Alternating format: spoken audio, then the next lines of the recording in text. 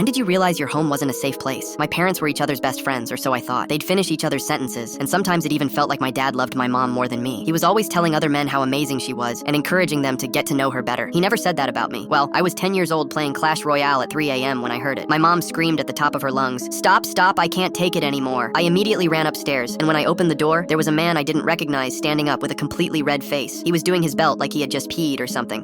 Your mom and I were doing some yoga training. Sorry for waking you up." I glanced over at my mom, who had messy hair and tears in her eyes, and to 10-year-old me, it could only mean one thing. She had just been attacked. But right before I could kick him, the closet door opened and my dad jumped out. "Hey buddy, relax!" he exclaimed, grabbing my arms from behind. I just stared at him. "Dad, what the heck is going on?" The random man took the opportunity to run out, and my mom just held me while she cried. "Son, I'm so sorry." My dad grabbed my shoulder. "We wanted to wait to tell you, but you're 10, so you're ready to be a man. Your mother, she has cancer." All thoughts of trying to look cool jumped out the window. I uncrossed my arms and jumped into my mom's lap. "Mommy, I don't want you to die." My mom smiled softly and responded, "It's okay, honey. With this new treatment, the doctors say I have a 90% chance of living." My entire face scrunched into a smile, and she continued, "There's going to be some strangers in the house from now on. They're just here to do their job. Try not to talk to them, and they won't talk to you." The next morning, I woke up, and my parents handed me a badge to wear. It was an upside-down pineapple. "If any mommies or daddies in your class ask if we're looking for friends, tell them they can come over anytime." I hugged them both super tight, thinking that I lived in the best house ever. And for the next few weeks, my parents did yoga classes with almost every parent in the school. It was always the same routine. They'd put me to bed, lock my door from the outside, and I would hear the bed frame thumping against the wall over and over while my mom screamed something about wanting more. We had to start buying toilet paper in bulk because mom's doctors used so much. Dad put a sign on the bathroom that said, "Please shower before treatment," with a smiley face. I thought doctors were just really clean people until everything came crashing down. We were all sitting around the breakfast table one morning. My parents, my best friend's parents, and their friend, all wearing each other's clothes, when there was a knock at the door. I ran to open it and found a woman wearing a pink suit with a clipboard. "Are you here for my parents' yoga time?" I blurted out. She looked at me with tears in her eyes and did the teacher's pose where they bend down really far forward and put their hands between their legs. "Where are your parents?" I led her towards the kitchen, but when we walked in, they weren't there anymore. That's when I heard it. The sounds of my mom's cancer treatment. Thump, thump, thump. The woman's face drained of color. "Don't worry, that's just my mom's yoga class," I reassured her. She led me to the porch and gave me one of those chewy mints while she asked me questions. The woman: "Who's home when they have yoga classes?" Me: "Just the people here to help. Sometimes when there's a lot of people, they eat all the food and I have to try fill up on dry ramen. But it's okay because mommy will be better soon." The woman: "Have you ever seen anything confusing?" Me: "Mom's yoga teachers sometimes wear dog collars and crawl around. Dad says it's a special exercise for her spine." Her: "What happens after the treatments?" Me: "Everyone showers together to wash off the medicine. Sometimes my mom tells me to join in so we can save water." The woman: "Do you ever stay home from school?" Me: "Yes, but I only get to skip school on treatment days when I'm too tired from being up all night or when mom needs me to clean the house after her doctors arrive." By this point, the woman in the suit was holding my hand, whispering the words, "The system failed you." Meanwhile, I just sat there wondering if there'd be any good Pokemon to catch on Pokemon Go. After a few minutes of sitting in silence, everyone finally came down the stairs and the woman in the suit stood at the front door. Full story on channel, link below.